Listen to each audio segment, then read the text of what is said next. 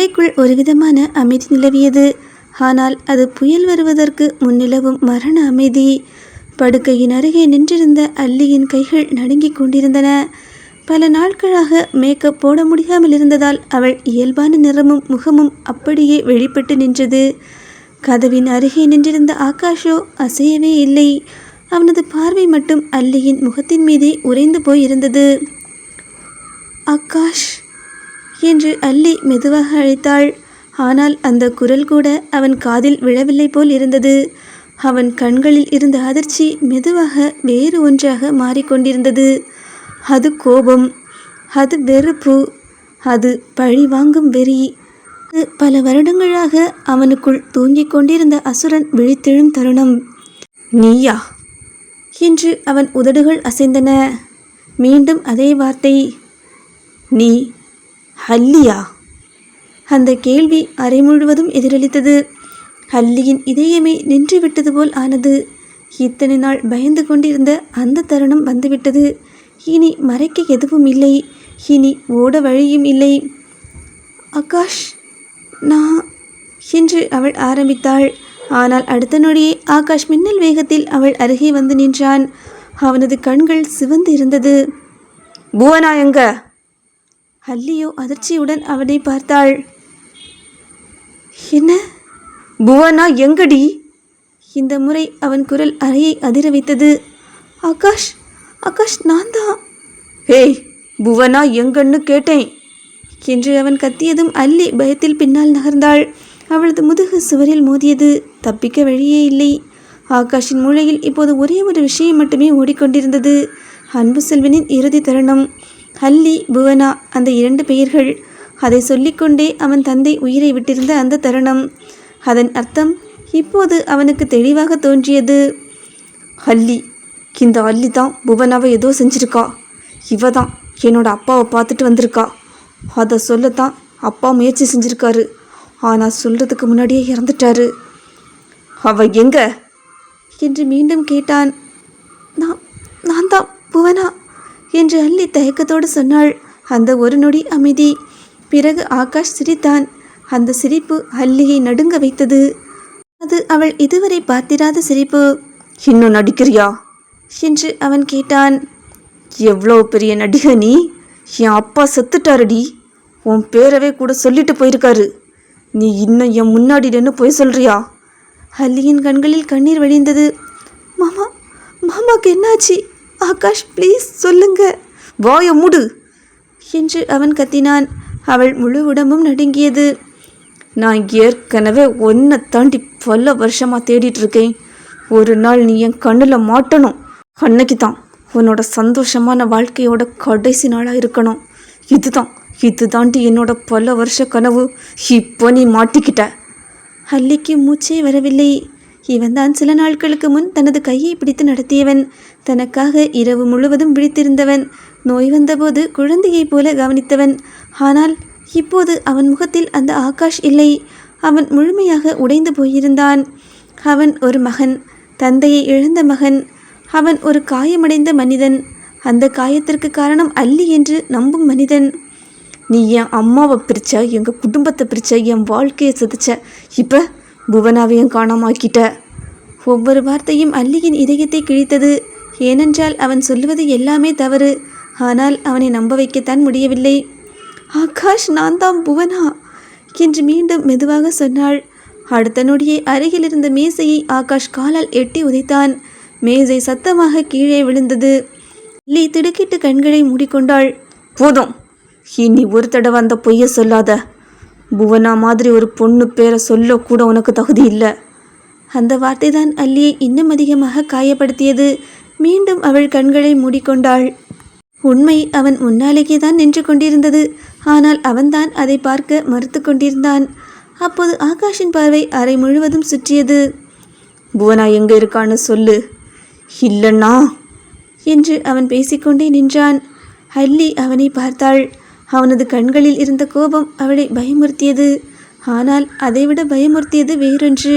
அவன் கண்களில் இப்போது காதல் இல்லை, நம்பிக்கை இல்லை. அவளுக்காக துடித்த அந்த ஆகாஷே இல்லை. அங்கே நின்றிருந்தது முழுமையான அசுரன். அவள் இத்தனை நாள் பயந்திருந்த அந்த மனிதன்.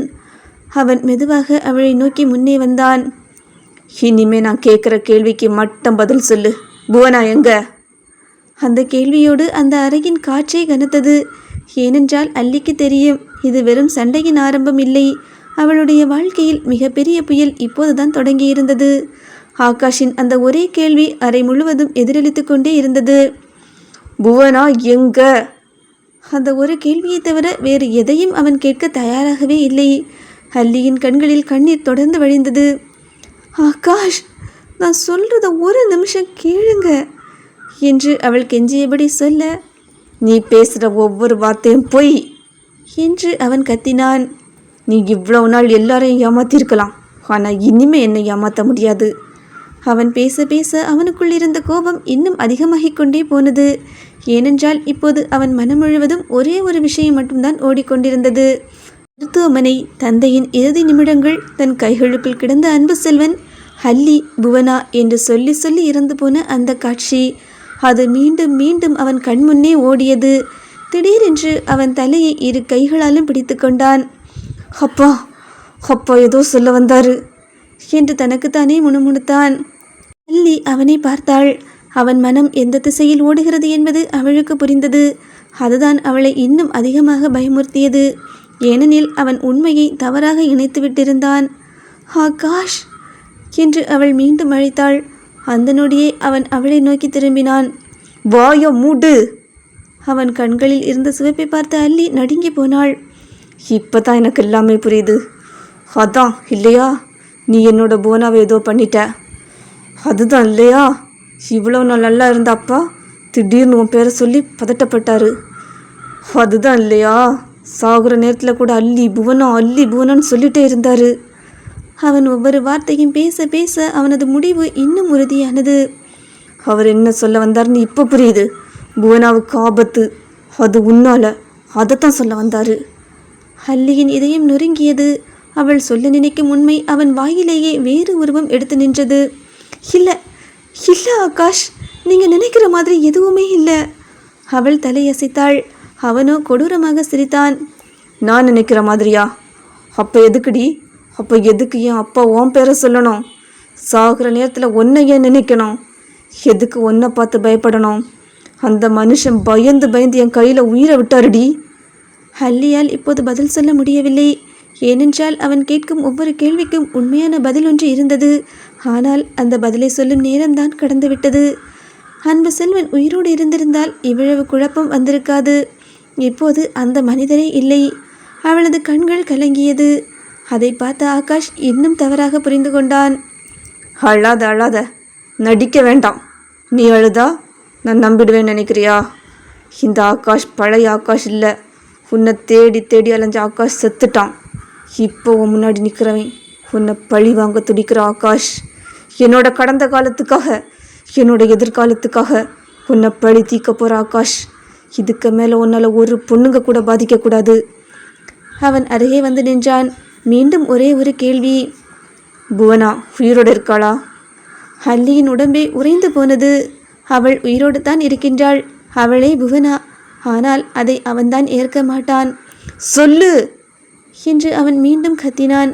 அந்த சத்தத்தில் அவள் தன்னை எறியாமல் பின்னால் நகர்ந்தாள். ஆகாஷ், நான் தான். அடுத்த வார்த்தையை அவளால் சொல்ல முடியவில்லை. ஏனெனில் அவன் பார்வை அவளை கிழித்தெறிவது போல இருந்தது. திடீரென்று அவன் அருகில் இருந்த நாற்காலியை பிடித்து சுவரில் எறிந்தான். நாற்காலி சிதறி விழுந்தது. அல்லியோ பயத்தில் கண்களை மூடிக்கொண்டாள். அவள் கண்களுக்குள் அன்பு செல்வனிடம் இறுதியாக செய்து கொடுத்த சத்தியம் வந்து சென்றது. எந்த ஒரு சூழ்நிலையிலையும் நீ ஆளுமையான அல்லியா ஆகாஷ் கிட்ட நடந்துக்கவே கூடாது. அவன் கோபப்பட்டா கூட நீ புவனாவாக தான் இருக்கணுமே தவிர அல்லியா நடக்கக்கூடாது. கண்களை திறந்தாள். அவள் மார்பு கூட்டினுள் இறங்கும் கண்ணீர் கூட அவளை சுட்டெரித்தது. புவனா எங்க? உண்மையை சொல்லு, இல்லை இதுதான் உன்னோட வாழ்க்கையோட கடைசி நாள். அவன் மெதுவாக சொன்ன அந்த வார்த்தைகள் தான் அவளை இன்னும் அதிகமாக பயமுறுத்தியது. ஏனென்றால் இப்போது அவன் கத்தவில்லை, அமைதியாக பேசினான். அந்த அமைதிதான் ஆபத்து. அவன் மனம் முடிவு செய்துவிட்டது. புவனா எங்கே இருக்கான்னு நான் கண்டுபிடிப்பேன். நீ சொல்லலைனால நான் கண்டுபிடிப்பேன். அது வரைக்கும். அவன் அந்த வாக்கியத்தை பாதியிலேயே நிறுத்தினான். அல்லியோ பதற்றமாக அவனை பார்த்தாள். அவன் கண்களில் ஒரு இருண்ட தீர்மானம் இருந்தது. அது வரைக்கும் நீ எங்கேயும் போக முடியாது. அந்த வார்த்தையோடு அவள் உடலே சிலிர்த்தது. அல்லி சுவரில் சாய்ந்து நின்றாள். கண்களில் கண்ணீர், இதயத்தில் பயம். ஆனால் அவற்றை விட பெரிய வேதனை ஒன்று இருந்தது. இவ்வளவு நாட்கள் தன்னை உயிராக நேசித்த மனிதன் இப்போது தன்னை பார்த்து ஒரு நொடி கூட நம்பிக்கை கொள்ளாமல் நிற்கிறான் என்பதுதான் அது. அதே நேரத்தில் வெளியே வானம் இருண்டு கொண்டே இருந்தது. அவர்களுக்கு தெரியாமல் சொக்கலிங்கமும் லிங்கேஸ்வரனும் ஏற்கனவே அந்த பகுதியை அடைந்து விட்டார்கள். ஸ்டோரியோட இந்த பகுதி எப்படி இருக்குங்கிற உங்களோட கருத்துக்களை மறக்காமல் கமெண்ட்ல என் கூட ஷேர் பண்ணிக்கோங்க. ஸ்டோரியோட இந்த பகுதி பிடிச்சிருந்துன்னா லைக் பண்ணுங்கள். ஸ்டோரியோட அடுத்த பாகத்துக்கு மறக்காமல் நம்ம சேனலை சப்ஸ்கிரைப் பண்ணிக்கோங்க.